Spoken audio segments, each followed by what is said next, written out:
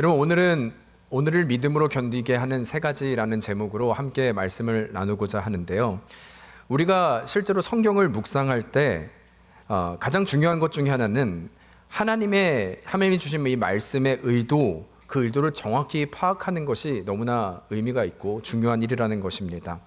왜냐하면 이렇게 말씀하신 하나님의 의도를 정확히 이해하지 못하면 우리 또한 하나님에 대한 오해를 할 수 있기 때문이고, 또한 그 의도와는 전혀 다른 인생, 또 적용하는 인생으로 살아갈 수 있기 때문인 것이죠. 여러분, 그래서 대표적으로 보면 예를 들어 출애굽기 20장에 하나님은 자신을 스스로 가리켜 나는 질투하는 하나님이다 라고 말씀하시거든요. 그러나 이 말은 하나님이 인간처럼 질투와 분노하시는 하나님을 말씀하시는 것이 아니라 사실은 우상 숭배에 대한 말씀인 거예요. 그것에 대해 경고하시는 것이죠. 따라서 정확히는 나는 질투하는 하나님이기에 너희는 결코 다른 길로 가서는 안 돼. 나는 너희를 사랑하기 때문에 결코 내가 잘못된 길로는 인도하지 않을 거야. 그 경고를 흘려서라도 너희를 반드시 인도할 거야 라고 하는 하나님의 사랑에 대한 메시지 또 표현이라는 것입니다. 아니면 마태복음 10장 34절도 보면 내가 세상에 화평을 주러 온 것이 아니요 검을 주러 왔노라 라는 말씀을 하시거든요. 그러니까 주님이 오신 이유가 내가 검을 주러 왔다는 거예요. 그래서 만일 이것도 동일하게 문자적으로 해석을 하면, 그렇다면 예수님은 폭력을 조장하거나 전쟁을 일으키기 위해서 오신 분처럼 해석할 수 있다는 것이죠. 그러나 그 속뜻을 보면 지금 사실 우리가 보고 있는 이 사도행전을 말하는 거예요.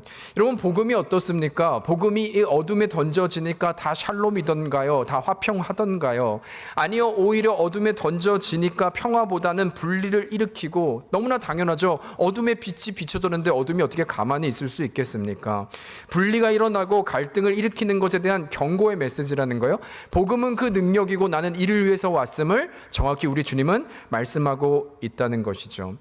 여러분, 따라서 그런 의미로 오늘은 또 한 가지를 같이 좀 나눴으면 좋겠는데요. 성경에 보면 우리 주님이 여러분과 저희를 향해서 이런 말씀 많이 하세요. 두려워 말라, 놀라지 말라, 또 담대하라. 그래서 여호수아 1장에 보면 너희는 극히 강하고 담대하라 3번이나 반복하시지 않습니까? 여러분, 그러나 이것도 한번 이런 생각을 해보셨는지 모르겠어요. 일반적으로 우리에게 두려워 말라, 놀라지 말라, 담대하라 라고 하는 이 말씀의 배경을 보면요, 결코 편안한 상태가 아니라 극히 두려워하는 상태에서 이 말씀을 주셨다는 것이죠. 그렇죠? 우리가 얼마나 두려운 상황이니까 하나님이 두려워 말라 이런 메시지를 준 것이지 않겠습니까? 그래서 실제로 요한복음 16장 33절을 보면 너희가 환난을 당하나 담대하라 라고까지, 어려운 상황이 있느냐, 너희가 두려운 상황이 있느냐, 그럼에도 이 환난 가운데 담대하라 라고 말씀을 하고 있다는 것입니다.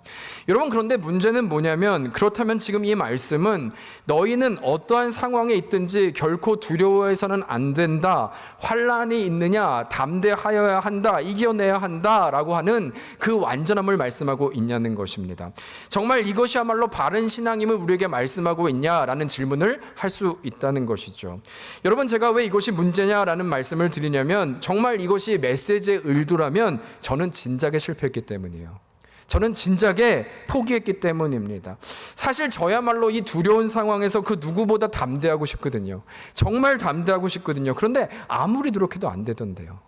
믿음이 있어도 아무리 해도 그것이 잘 되지 않기 때문입니다. 여러분, 사실 좀 많은 분들이 아시지만 제가 이번에 선교를 갔다가 길거리에 있는 개에게 물렸잖아요. 다리를, 웃을 일은 아닌데, 뭐 웃을 수 있죠. 다리를 물렸습니다. 그래서 여러 가지 주사도 맞고 좀 고생을 하긴 했는데요.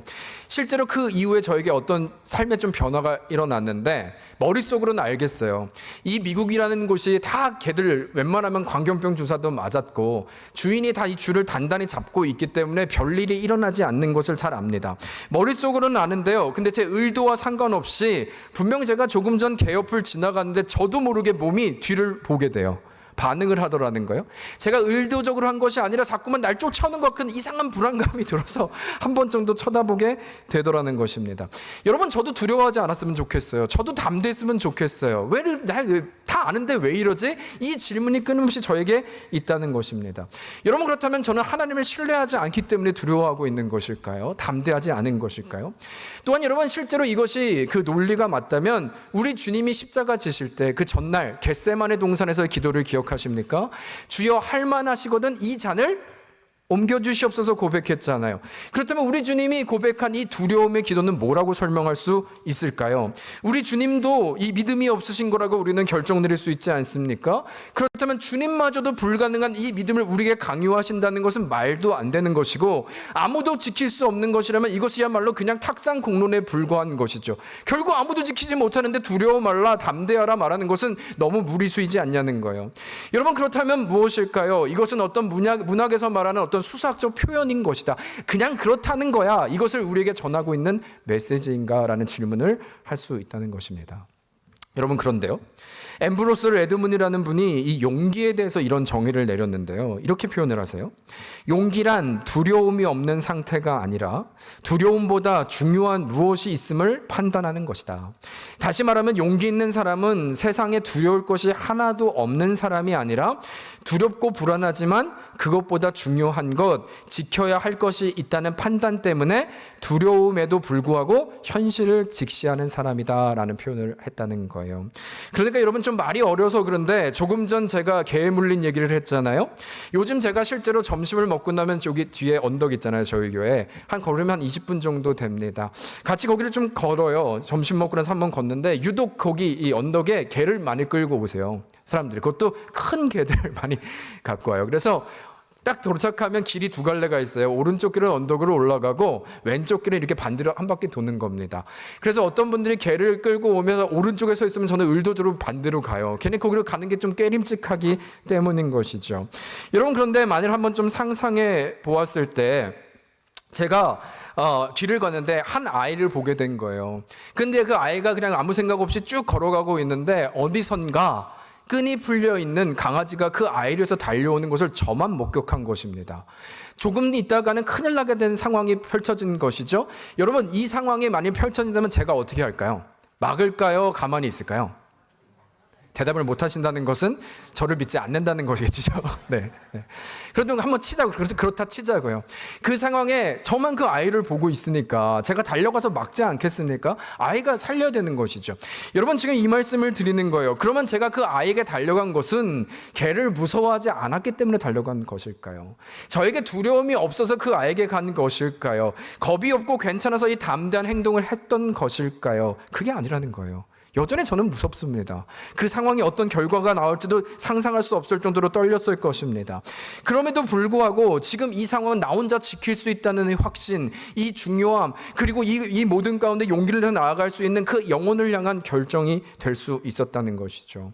여러분, 결론적으로 무엇을 말씀드리는 것이냐면, 지금 주님이 말씀하시는 두려워 말라 담대하라라는 의미는 너희는 고로 두려워해서도 안 되고 완전해야 된다를 말씀하시는 것이 아니라, 두렵지만 하나님이 행하시는 일, 하나님의 말씀의 성취, 하나님은 그럼에도 우리 가운데 승리를 주시는 분임을 알기에 멈추지 말고 또 한번 일어나지 않을래? 라고 하는 그 메시지를 전하고 있다는 거예요.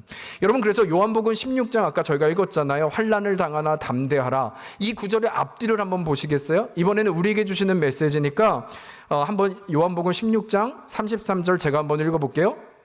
한번 같이 읽을까요? 시작. 이것을 너희에게 이름은 너희로 내 안에서 평안을 누리게 하려 함이라. 세상에서는 너희가 환난을 당하나 담대하라. 내가 세상을 이겼노라 하시니라. 여러분, 중간만 떼서 보면 너희가 환난을 당하나 담대하라고 하지만 그 근거를 말씀하세요. 너희로 내 안에서 평안을 누리게 하는 약속을 주셨어요. 내 안에 있으면 평안을 누리게 될 거야. 그리고 내가 세상을 이겼어. 고로 이 말씀에 의지하여 환난이 있지만 담대해라, 완전해라가 아니라 한 번도 담대하게 나아가보지 않을래? 이 나를 의지하고 이 말씀에 의지하여 한 번도 멈추지 말고 일어나 걸어가지 않을래라고 하시는 하나님이 우리에게 주신 권유와 음성의 메시지임을 우리는 기억해야 한다는 것입니다. 여러분, 따라서 전에도 반복하지만 저는 믿음이라고 하는 것을 어떻게 정의하냐라고 할 때, 믿음은 결코 완전해지는 걸 말하지 않아요. 나는 믿음 있게 할 수 있어, 나는 믿음이 좋기 때문에 승리할 수 있어를 말하는 것이 아니라, 두려울 수도 있고 불안할 수도 있지만 이 하나님의 말씀을 붙잡고 오늘을 견디는 것이 믿음이라는 것입니다. 이 말씀을 붙잡고 떨리지만 또 그 주의 말씀을 의지하여 내가 있어야 할 것에 있고 견디고 멈추지 않는 이것이야말로 진정한 믿음의 길임을 말씀하고 있다는 것이죠. 여러분, 그런 의미로 오늘의 우리의 인생이요, 사실 우리가 살아가는 이 시간, 여러분, 두렵지 않은 사람이 어디 있습니까?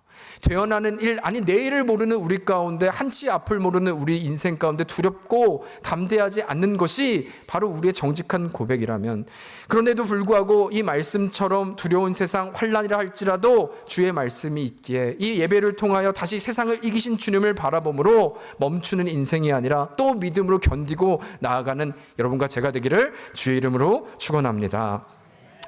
여러분, 그런 의미에서 오늘 말씀을 보면은요, 이제 이 믿음은 견디는 것이다 라는 정의 앞에 1년 6개월을 견뎠던 한 사람이 등장을 하는데요, 바로 우리가 계속해서 보고 있는 바울 사도입니다.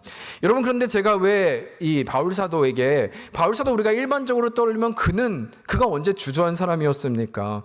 결코 굴하지 않는 사람, 완전한 사람이지 않았습니까? 라고 생각할 수 있지만, 그럼에도 제가 견딘 사람이다라고 표현을 하고 있잖아요.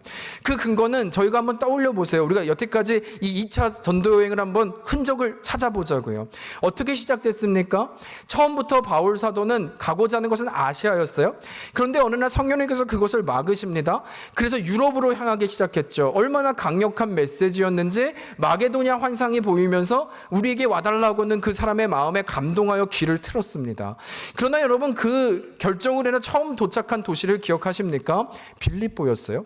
하나님 말씀하신 그 도시 도착했는데 평안이 아니라 그 점을 치는 여종을 기억하시죠? 귀신 들린 자, 그를 치유해주고 귀신을 쫓아내는데 그 결과 그는 감옥에 갇혔고, 사람들이, 유대인들이 그를 돌로 쳐 죽이려고 하는 그 상황이 생기기 시작했습니다. 이로 말미암아 그는 데살로니가로 도망자의 신세로 처하게 되었어요. 그러나 데살로니가에서는 어떤 일이 있었습니까?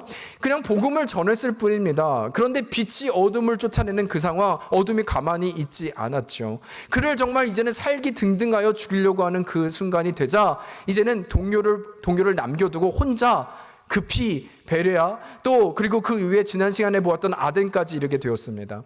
아덴에서는 어땠습니까? 사상과 철학의 도시라고 했죠. 그러나 그곳에서도 어떤 결과였냐? 결국 지금 오늘 저희가 본문에 보고 있지만 고린도에 이제는 동료도 없이 아무도 없이 혼자 남겨진 상태가 되었다는 거예요. 하나님의 꿈과 하나님의 비전으로 떠났지만, 출발은 했지만 결국 또 지금 있는 자세는 혼자 남게 된 어떤 안타까운 현실이 지금의 모습이었다는 것이죠. 여러분, 이뿐만 아니라 또한 문제는 지금 고린도에 혼자 오게 되었는데요, 이 고린도라는 도시도 만만치 않았다는 거예요. 이 삶이 너무나 고된 것은, 여러분, 고린도라는 도시는요, 항구 도시예요. 그러다 보니까 상업이 발달했을 뿐만 아니라 이 위험에 처하는 것 때문에 그랬는지 몰라도 우상이 판쳤는데 가장 유명했던 우상이 아데미입니다. 아데미는 가슴이 여러 개 달린 신이에요. 그 풍요의 상징을 말하는 것이죠. 문제는 이 아데미 신전을 가보면 성창이라고 하는, 그러니까 이들이 제사를 드린 이후에 이 아데미라는 신을 기쁘게 해야 우리가 풍요로운 삶을 얻게 되는데, 성관계를 맺는 거예요. 창녀가 있는 거예요. 그것으로 그 신을 즐겁게 하여서 우리는 원하는 것을 얻게 된다. 이것을 믿었던 것이 바로 고린도 도시였다는 것이죠.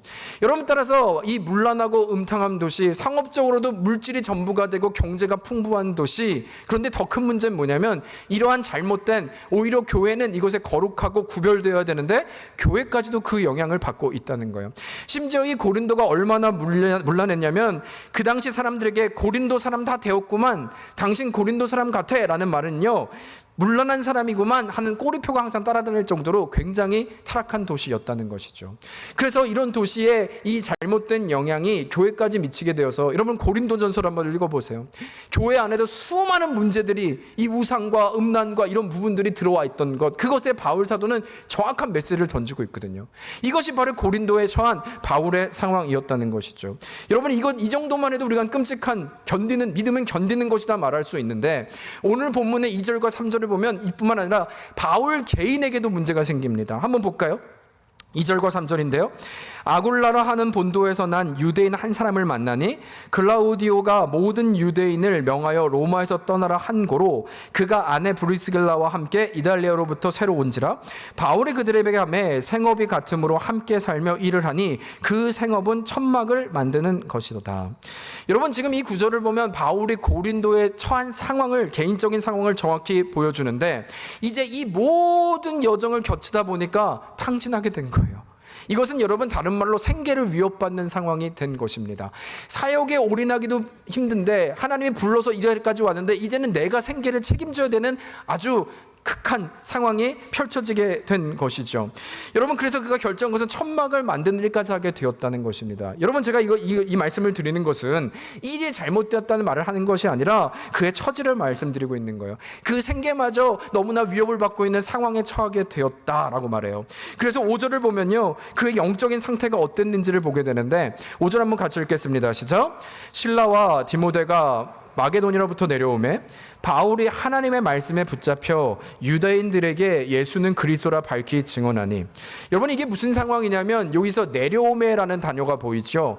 지금 고린도는 바울이 혼자 있었어요. 그런데 실라와 디모데가 왔더니 내려오매 바울 사도가 하나님의 말씀에 붙잡혀 증언했다, 이런 말인데, 여기서 내려오는 건 그 타이밍을 얘기하는 것이 아니에요. 지금까지는 이들이 타이밍상 이들이 맞아서 같이 복음을 전했다는 말이 아니라 지금 바울은 그토록 지쳐 있었는데 이들이 오니까 회복하여 말씀을 전했다, 이 말입니다. 결국 그 정도로 지금 아무런 영향이 없이 있었던 이 바울의 현재 상태를 증거하고 있는 것입니다. 여러분, 그런가 하면 이제 이 복음에 다시 일어나서 지금은 전했다고 하잖아요. 이 마지막 상황, 그럼 복음을 전하면 열매가 있었느냐 할 때 6절을 보면요, 또 이렇게 얘기를 해요. 복음을 전했더니 그들이 대적하여 비방하거늘 바울이 옷을 털면서 이르되 너희 피가 너희 머리로 돌아갈 것이요 나는 깨끗하리라. 이후에는 이방인에게로 가리라. 여러분, 한마디로 말하면 열받았다는 거예요. 복음을 전해서 다시 힘을 내서 복음을 전했는데 전혀 듣지 않고 오히려 핍박하고 있는 것이죠. 다시 힘을 내서 복음을 전했는데 그 결과는 내가 옷을 털고, 그러면 그렇지 고린도에 무슨 선한 것이 있겠어. 내가 이렇게 말한들 저들이 뭐가 변하겠어. 나는 마치 당장 떠날 사람처럼 이제는 고백하며 너희의 피가 너희 머리로 돌아가리라 저주하면서 지금 떠나고 있는 바울 사도의 모습을 보여주고 있다는 것입니다. 여러분, 이 모든 여정과 영적인 상황이요, 그는 그만큼 지쳤다는 거예요. 이 바울의 여러분 심정이 좀 고백이 되십니까? 느껴지십니까?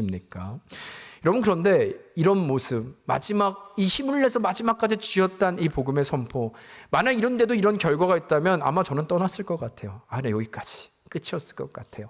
그런데 결론부터 한번 볼까요? 11절 한번 볼까요? 함께 읽을까요? 시작. 1년 6개월을 머물며 그들 가운데서 하나님의 말씀을 가르치니라.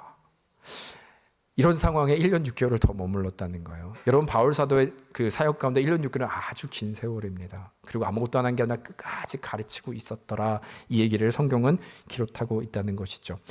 놀라운 것은 이토록 당장 열매가 없고 영적으로도 그 어느 곳보다도 문란한 이곳, 아니 개인의 생계 위협받는 그 순간, 그러나 믿음은 뭐라고요? 견디는 거라고요. 그는 이 모든 상황을 견뎠고 또 하나님의 말씀을 붙잡았고 1년 6개월을 인내하며 그곳에 머물렀다는 것입니다. 여러분, 사실 이게 승리라는 것이죠. 믿음은 견디는 거잖아요. 멈추는 것이 아니라 나아가는 것이잖아요. 그렇다면 이 모습이 바로 승리의 모습을 보여주고 있다는 것이죠.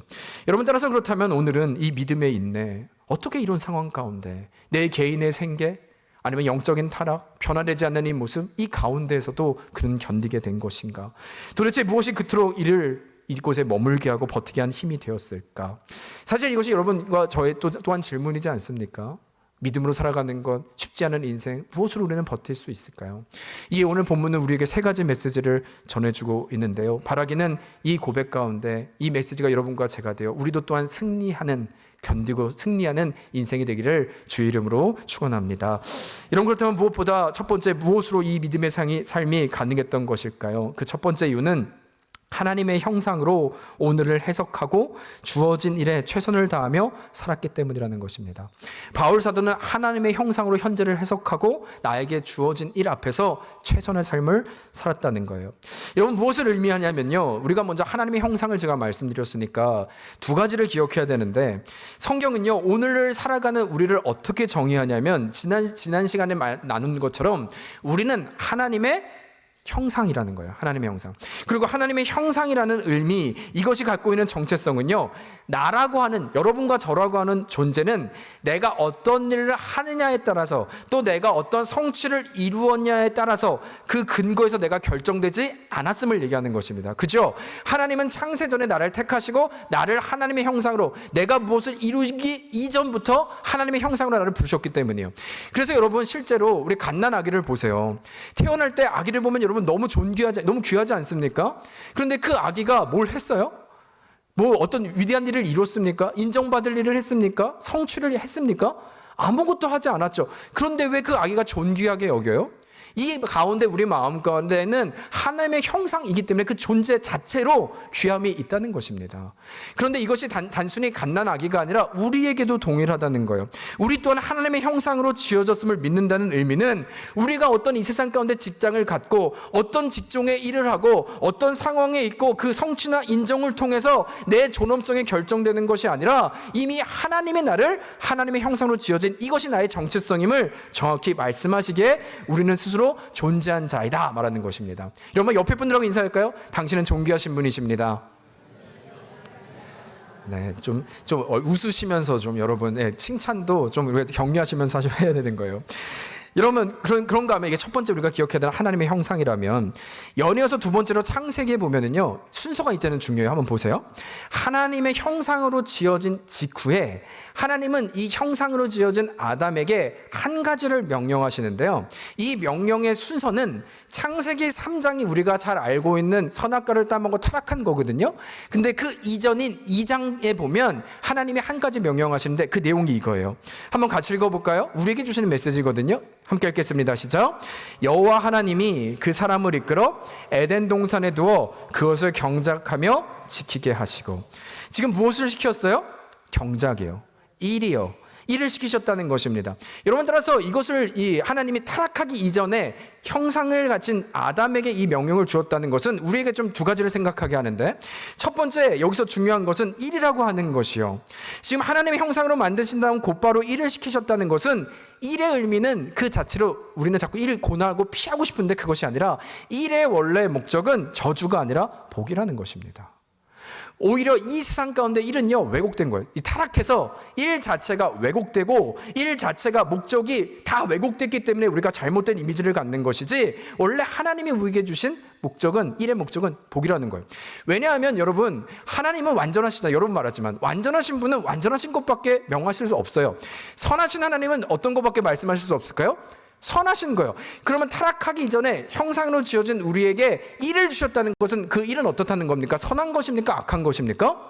당연히 선한 것이죠. 그 개념을 우리를 위해서 주는 거예요. 여러분 따라서 일은 무엇이냐면, 정확히 말하면 오늘 그걸 설명하는 건 아니지만 우리의 삶의 목적과 동기를 가져주는 게 일이에요.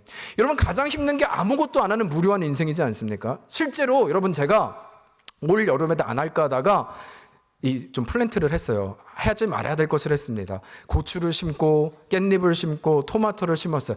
여전히 죽였습니다. 제가 또 죽였어요. 제가 요즘에 양심의 가책이 느껴져요. 생명을 제가 했고. 근데 여러분 그거 하려면 이거 많이들 하시더라고요. 아침에 일어나 부지런해야 되잖아요. 물도 주고 밤에 또 그냥 같이 있어도 주고 뭐 모두 해야 되고 막 하잖아요. 여러분 일 아닙니까? 근데 경작하시는 분들을 보면 일로 여기지 아니하시고 즐거워하시던데요. 저도 그걸 느끼고 싶어서 저녁에 그 앞에 있으면 와 세상에 힐링되더라고요. 보람이 있더라고요. 여러분 왜 수고하는데 보람이 있어요? 이게 원래 하나님께서 우리에게 주신 일의 목적이에요. 동기를 주시고 보람을 주시기 위한 목적이에요. 근데 이것이 타락한 이후에 우리는 일이 목적이 되고 성공이 목적이 되고 세상에 말하는 잘못된 기준이 목적이 되니까 다 잘못된 결과를 한 것이죠. 따라서 일은 여러분 존귀한 것을 우리가 기억하는 인생이 되어야 된다는 것입니다. 그래서 여러분 두 번째로 기억할 것은 하나님이 그러면 이 일을 주신 시기요. 말씀드린 대로 우리를 형상으로 지으신 이후에 타락하기 전에 줬다면 형상으로 지어진 우리에게 일은 사명이라는 거예요. 그렇죠? 어떤 다른 목적이 아니라 지어진 이 직후에 우리에게 이 일을 경작하라 말씀하셨다면 이 일은 우리의 하나님의 형상으로 살아가는 우리에게 주신 사명이 있다는 것이고, 이때 이 사명은 무엇이냐라고 하면 하나님의 형상으로 지어졌기에 우리는 결코 하나님의 형상은요 여러분 내가 하나님이 될 수는 없습니다. 그러나 하나님의 이미지를 갖고 있기 때문에 우리가 일을 함으로 말미암아 여러분과 저를 통해 하나님이 비춰주는 인생이 되어야 된다는 거예요. 우리가 무엇을 하느냐, 어떤 직종을 갖느냐 그것이 중요한 것이 아니라 어떤 일을 하든지 그 일 앞에서 우리는 형상이고 그 형상에 주어진 사명이 있기에 우리를 통해서 하나님의 일이 증거되고 하나님이 비춰지는 존재로 우리는 일터에서 일과 영성으로 살아가야 되는 존재임을 말하는 것입니다. 여러분 그것이 복된 인생을 말하고 있다는 거예요. 따라서 3절을 다시 볼게요. 3절을 보면 바울 사도가 이렇게 합니다. 생업이 같음으로 함께 살며 일을 하니 그 생업은 천막을 만드는 것이다. 여러분, 지금 바울이 무엇을 했냐? 생기의 위협을 받았어요. 그래서 말씀드린 것처럼 이 고린도에 왔고 또 이 전하기 했지만 생기가 끊겨지게 되었기에 지금 천막을 만드는 일을 했는데, 그러나 그의 모습을 보세요. 내가 하나님 이 부르심을 받고 왔는데 내가 지금 왜 천막을 만들고 있습니까? 원망합니까? 불만이 있습니까? 신세를 한탄하고 있습니까? 아니요, 전혀 그렇게 여기지 않았다는 것이죠. 오히려 현재 이 모습에서 일과 영성인 거예요. 내가 주어진 상황에서 이 일에 어떻게 하면 하나님의 영광이 드러날까? 여러분, 그래서 실제로 보세요. 4절 보시겠어요? 4절 같이 읽겠습니다. 시작. 안식일마다 바울이 회당에서 강론하고 유대인과 헬라인을 권면하니라. 여러분, 이것이 무엇을 얘기하냐면 안식일은 토요일이잖아요. 그러니까 우리로 치면 주중엔 열심히 일했고 천막 치는 일을 했고 주말은 안식일에 회당 가서 말씀 가르치고 계속 전했다는 거, 복음 전했다는 거예요. 그렇다면 여러분, 그가 행했던 일은 일 자체가 목적이었습니까? 아니면 안식일마다 복음 전하는 게 목적이었습니까? 복음 전하는 게 목적이었다는 것이죠. 만일 이것이 내가 살기 위한 목적이었다면 그에게 이 일은 너무나 비참한 일이었을 거예요. 그러나 그 목적은 하나님의, 내가 이 일을 통하여 또 이 복음을 위하여 하나님이 비춰지는 인생이 되기로 결정했기에 이것은 너무나 존귀한 일이 될 수 있었다는 것입니다. 결국 이 일은 목적이 아니라 이 주의 일을 감당하기 위해 주의 영광이 되기 위한 일과 영성, 그 자리로 바울 사도는 나가고 있었다는 것이죠. 여러분, 무엇을 의미합니까? 여러분과 저희 삶도 보아야 한다는 거예요. 우리의 부르심은 일이 목적이 아니라 우리 또한 삶의 가운데 일 속에서 하나님의 형상, 그리고 여러분과 저를 통해 하나님이 비춰지는 인생으로 우리는 오늘을 접해야 된다, 대해야 된다, 살아내야 된다라고 말씀하고 있는 것입니다. 여러분, 세상을 어떻게 대하십니까? 바울 사도는 이 주어진 일이 나의 일이 아니라 내가 이룰 것이 아니라 주의 영광과 부르심이라고 믿을 때 실패한 인생이 아니라 다시 일어나 주의 뜻은 이루어진다, 내가 오늘 그리하여 오늘을 살아낸다, 이 확신으로 나아갔을 때 주저하지 않는 인생이 되었다는 것입니다. 이것이 바로 여러분과 저의 고백이 되어 우리 또한 살아내는 은혜가 있기를 주의 이름으로 축원합니다. 여러분, 그런가 하면 두 번째예요. 그가 어떻게 이 믿음으로 견딜 수 있었는가? 두 번째 이유는 하나님께서는요, 막연한 과거나 막연한 미래가 아니라 지금도 어떤 상황에서도 결정적인 순간마다 우리를 위해 일하시는 살아있는 하나님이심을 보았기 때문이라는 것입니다. 여러분, 실제로 말씀드린 대로 오늘 말씀을 보면요, 이제 아무도 없는 이 생계가 끊어진 상황이에요. 그때 하나님은 기가 막히게 브리스길라와 아굴라를 예비해 놓으셔서 만나게 하세요. 믿음으로 기가 막히게 이들도 갖고 있는 직업이 천막 치는 일이었습니다. 오늘 상황을 보면 짧게 말씀드리면 로마에서 원래는 유대인들의 로마 황제가 잘 친화적이었어요. 근데 유대인들이 자꾸 소동을 부리니까 이것이 로마에 영향을 끼칠까봐 다 쫓아냈습니다. 모든 걸 두고 너희들 나가라. 그래서 쫓겨온 사람들이 바로 브리스길라와 아굴라였어요. 이들도 그냥 이난민이었던 것이죠. 그런데 하나님께서는 바울과 정확히 만나게 하시고 직업도 같이 하여 한 공동체를 이루게 하셨다는 것이죠. 가장 두려운 그 상황, 나 혼자 뭘 할 수 있을 것 같은 그 상황, 하나님은 동역자를 보내주심으로 예비한 그 일을 이루고 있습니다. 또한 이것이 끝이 아니라 또 지치고 있는 그때, 조금 전 나눈 것처럼 이제 내가 이 복음을 어떻게 전할까 막막한 그때에 하나님은 이미 두었던 실라와 디모데를 결정적인 순간에 보내주셔서 다시 힘을 얻게 하고, 이 힘의 근거는 뭐냐면요, 이제 바울이 도망쳐 내려왔지만 실라와 디모데는 여전히 남겨져 있었거든요. 근데 이들이 갖고 온 소식이 있었는데, 바울은 핍박을 받고 유대인들로 인해서 아무런 열매가 없을 줄 알았더니 빌립보와 데살로니가의 좋은 소식은, 아니요, 우리가 이렇게 복음을 뿌렸는데 열매가 없는 게 아니라 교회가 생겨나기 시작하고 그들이 믿음이 생겨나기 시작하고 하나님이 일하기 시작하셨어요. 우리의 일이 헛되지 않아요 라는 메시지를 디모데와 실라가 갖고 온 거예요. 이 말을 바울이 들으니까 얼마나 인커리지가 돼요. 내가 이 일이 헛된 일이 아니라고?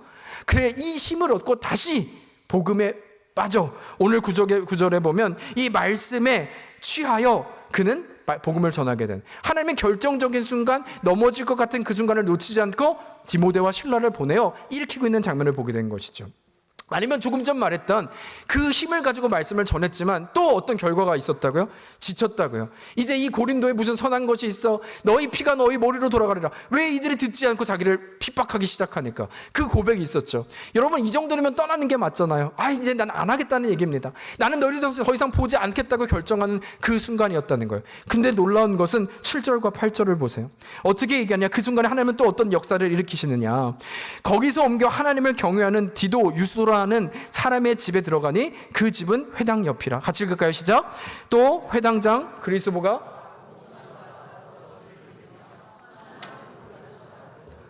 믿어 세례를 받더라.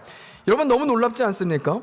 이 절망스러운, 난 더 이상 보지 않겠어, 이 절망스러운 상황 가운데 또 다른 경건한 디도 유소를 만나게 하셨대요. 그러더니 이제는 불가능할 것 같은 회당장, 유대인이죠, 그리스도가 온 지방과 더불어 주를 믿고 세례를 받았더라. 여러분, 이 놀라운 일들, 하나님이 그를 설득하시고 하나님이 그를 붙드실 수 있는 놀라운 장면을 말하고 있다는 것입니다. 결정적인 순간마다 그 은혜를 주셨다는 거예요. 여러분, 그런 의미로 제가 이번 주 이 말씀을 묵상하는데 저에게 좀 다시 한번 떠오르는 주의 말씀은 요한복음 11장이었어요. 죽은 나사로의, 지난주도 잠깐 얘기했던 죽은 나사로의 그 장면입니다. 왜냐하면 그 요한복음 11장에 보면 이 나사로의 누이였던 마리아와 마리다가 등장하는데, 특히 마르다의 신앙 고백을 우리가 발견할 수 있거든요. 이 11장 20절에 보면 이렇게 얘기해요. 주님이 오셨어요. 드디어 오셨어요. 오신 상황에 이미 나사로는 죽었습니다. 그때 묻는 거예요. 마르다가 예수께 여짜오되 주께서 여기 계셨더라면 내 오라버니가 죽지 아니하였겠나이다. 여러분, 지금 이 고백을 보면 마르다의 신앙 고백이에요. 어떤 고백입니까?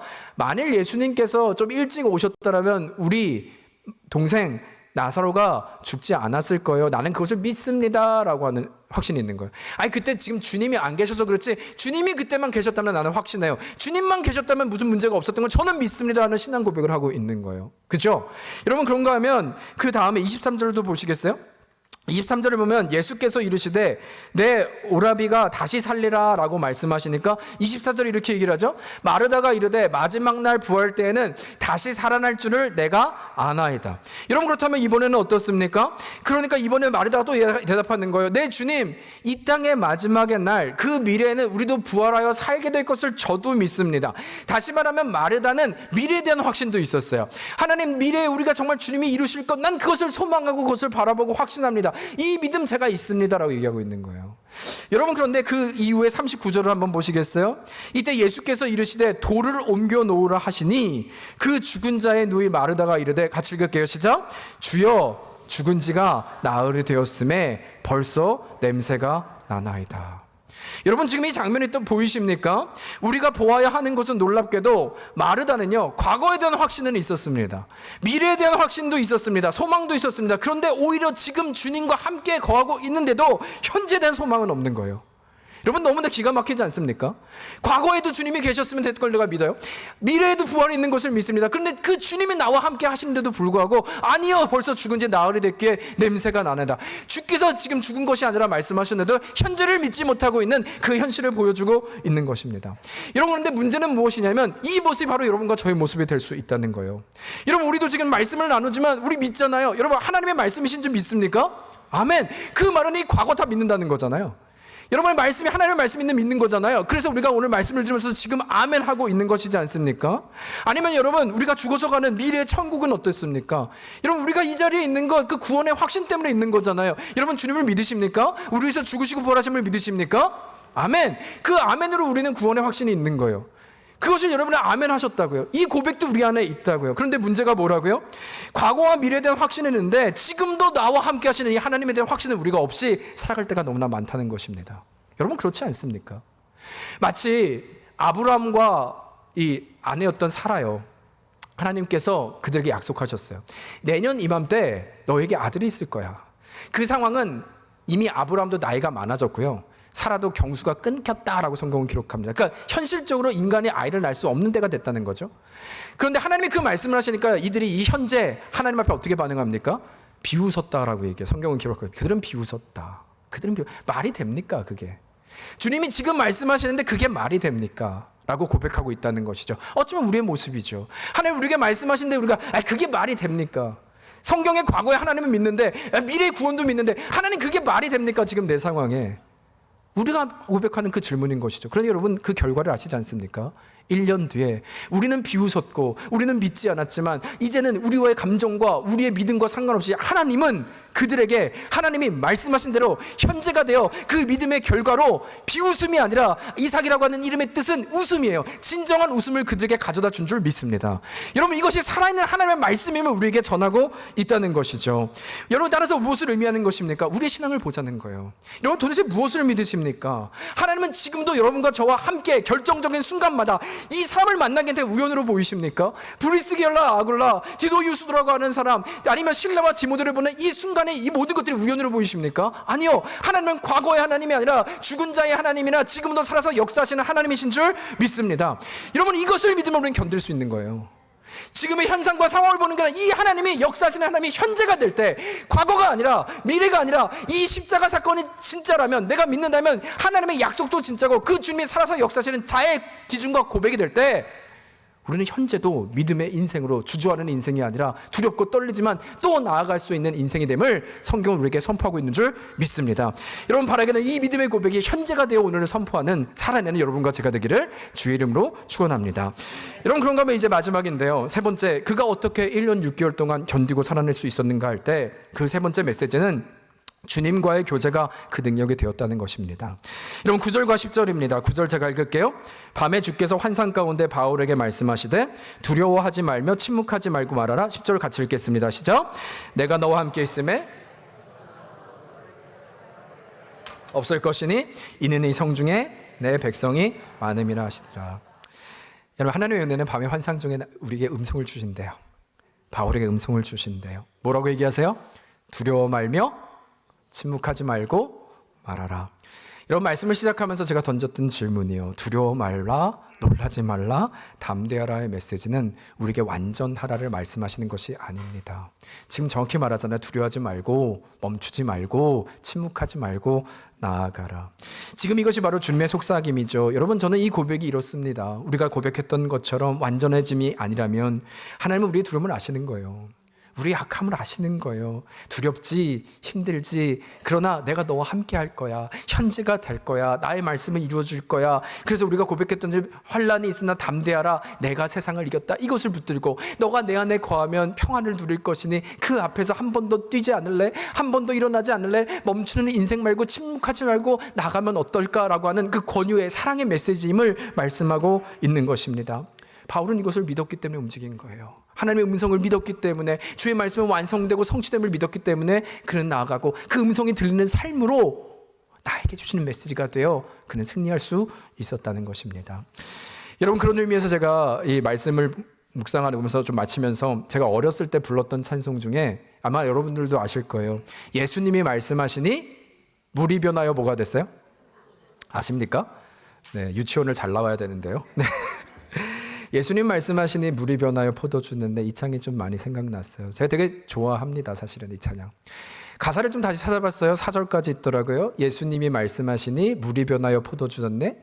예수님이 말씀하시니 바디메오가 눈을 떴다네. 3절 보니까요, 예수님이 말씀하시니 죽은 나사로가 살아났다네. 4절 보니까요, 예수님 말씀하시니 거친 파도가 잠잠해졌네. 공통점이 뭐예요? 예수님이 말씀하시니. 여러분, 하나님의 말씀이 임하면 거친 파도가, 바디메오가, 죽은 나사로가, 거친 파도가 잔잔해지는 줄 믿습니다. 근데 왜 저에게 은혜가 됐냐면요, 이 앞에 구절도 너무나 은혜가 있는데 그 후렴 때문이에요. 여러분 기억하세요? 예수님, 예수님, 어떻게 해요? 나에게도 말씀하셔서 새롭게 새롭게 변화시켜 주소서. 여러분, 과거의 주님은 물이 변하여 포도주가 되게 하셨어요. 거친 파도도 잠잠하게 하셨어요. 전 믿어요. 죽은 나사로도 살리셨어요. 네, 바디메오도 눈을 떴어요. 근데 그것이 끝이 아니라 주님, 저에게도 말씀해 주세요. 그 말씀이 우리에게 임하면, 하나님의 음성이 우리가 들리기 시작하면 우리도 그 은혜가 있지 않습니까? 견딜 수 있지 않습니까? 그렇다면 하나님, 우리도 그 하나님의 음성과 이 말씀이 믿어지는 역사를 더하여 주세요. 이 고백 때문에 제가 이 찬양을 계속 불렀다는 것입니다. 여러분, 놀라운 것은 예수님 말씀하시니 그 다음 가사의 후렴이요, 예수님, 예수님 나에게도 말씀하셔서 그 다음에 세상이 변한 게 아닙니다. 어떻게 하셨어요? 나를 새롭게 새롭게 이렇게 했죠. 변화시켜 주소서. 율동도 했던 게 기억나는데, 여러분, 하나님의 은혜는 세상을 변화시키는 게 아니라 우리를 변화시켜요. 세상은 그대로인데 우리가 주의 자녀로 살게 하세요. 그것이 말씀의 능력인 줄 믿습니다. 여러분, 그러면 되는 거 아닙니까? 믿음은 견디는 거라면 여전히 두렵지만 나를 변화시켜서 오늘을 살게 한다면 그것으로 되는 것 아닙니까? 나를 새롭게 하시는 주님의 말씀을 믿기에 세상 앞에서 저 어둠 앞에서 다시 일어나 걸을 수 있는 그 능력을 말하고 있다는 것입니다. 여러분, 그래서 고하는 거예요. 하나님, 우리 인생 가운데 말씀하여 주시고 그 말씀이 세상을 두려워하지 않는 자로 내가 살아갈 힘을 더하여 주시고 진심으로 나아가는 견디는 인생 되게 하여 주시옵소서. 이런 그런 의미로 우리 같이 한 번만 더 후렴 불러볼까요? 예수님, 예수, 나에게도 말씀하여 주셔서 나에게도 말씀하셔 새롭게 변화시켜 주소서. 이 고백한 모든 이들에게 하나님의 은혜가 있을 줄 믿습니다. 여러분, 말씀을 정리합니다. 우리는 하나님의 형상입니다. 우리에게 일을 주셨다는 거요, 이 일은 우리의 목적이 아닙니다. 우리에게 주신 사명입니다. 우리를 통하여 하나님의 영광이 드러나고 우리로 빛이 반사되기 위해 부르신 그 자리인 줄 믿습니다. 그러면 우리는 절망하지 않습니다. 그러면 우리는 어떤 직종과 어떤 일을 할지라도 승리하게 된다 말씀하시는 것입니다. 둘째로 보이지는 않지만 그 하나님은 과거의 하나님이 아니라 미래의 하나님이 아니라 지금 살아서 우리와 역사하시는 때를 따라 돕는 현재의 하나님이신 줄 믿습니다. 이 결정적인 순간마다 우리에게 선한 손을 함께 하여 주셔서 승리케 하신 하나님을 바라볼 때 우리는 승리할 수 있다는 것입니다. 마지막으로 말씀하시는 것, 주가 나에게 말씀하시면 이 말씀이 믿어지는 인생이 되면 우리는 오늘을 살아낼 수 있습니다. 주여, 우리로 이 말씀이 들려지는 인생 되게 하여 주셔서 그 말씀의 능력으로 승리하게 하여 주시옵소서. 이것이 우리의 기도 제목이 되고 이것이 주님께 구하는 손길을 낼 때 하나님은 이 말씀의 고백에 은혜를 더하여 주시고 우리로 살아내게 하실 줄 믿습니다. 그 사람의 자리에서 승리하는 또 한 주를 살아서 돌아오는 여러분과 제가 되기를 주의 이름으로 축복합니다. 여러분, 우리가 그 좀 마음으로 함께 찬양할까요?